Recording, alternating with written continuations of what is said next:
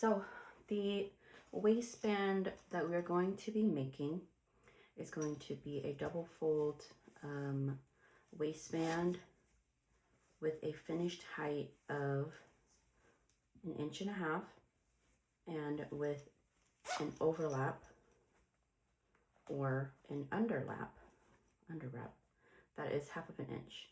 Now, one thing to be aware of is that the edge at the top is going to be flush to the center back seam. So that way you'll have a nice straight line.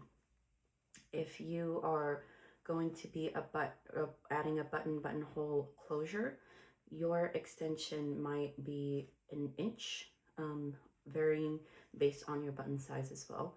But because we're doing a hook and eye closure, it's just going to be 1/2 inch extension.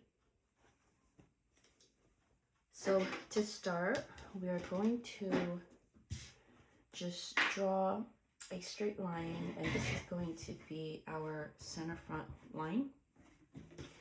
Now from there, I'm going to square to both sides. We're creating the pattern that is going to be the entire waistband.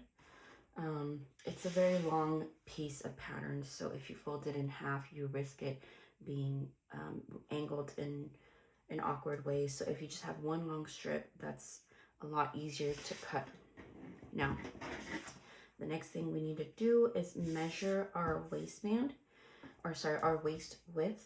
I have my back piece. I don't have my front piece for the skirt, so I'm only going to measure this part, but it should be exactly the same.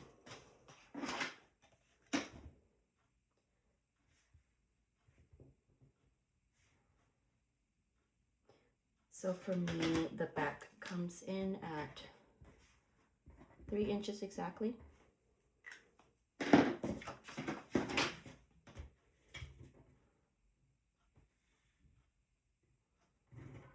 And the front waist is 3 1/4.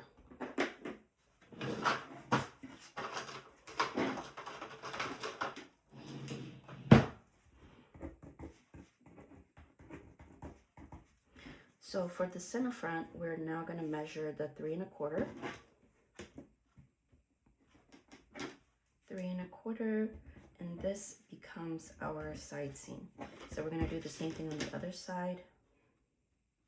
3 1/4, side seam, and then from the side seam onward, I'm going to measure 3 inches, and that becomes my back. So that means that this notch here is my center back. I'm going to do the same thing here. This is my center back. Okay, so now we're going to add the height to the waistband, and our height was going to be 1.5 finished, but because we're doubling it, we're double folding it, I'm going to duplicate it to the other side. So 1.5, 1.5. And I'm just going to do that all the way down.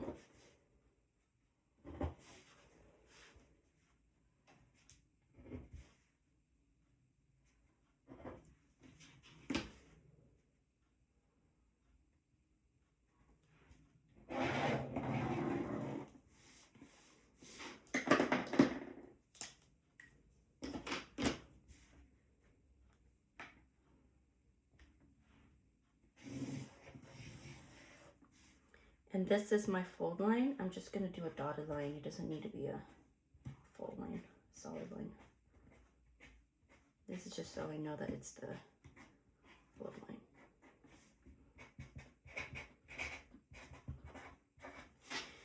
Now where I had my center back marks located, just going to square up and square up. Okay. So now the only thing that's left to do is add our extension. So we said we were going to add a 1/2 inch extension. You can pick a side, it doesn't really matter. I'm just going to pick this side and do my 1/2 inch.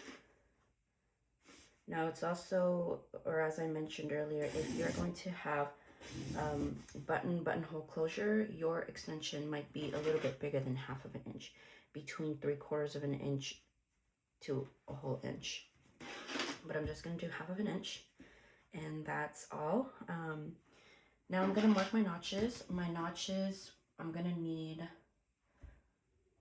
2 on either side for the side seam.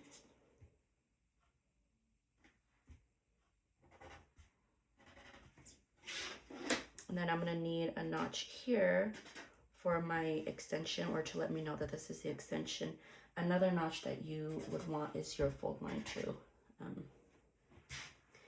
Now the last thing you need to do is add your seam allowance, and our seam allowance is 1/2 of an inch.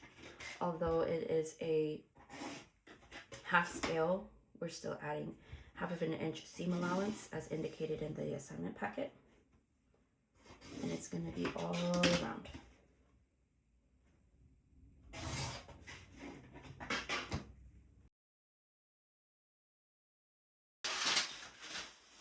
Now, because this is going to be fully interfaced, you're going to copy this pattern piece on another piece of paper, and you're going to trim it down 1/8 of an inch all around. And that is your waistband.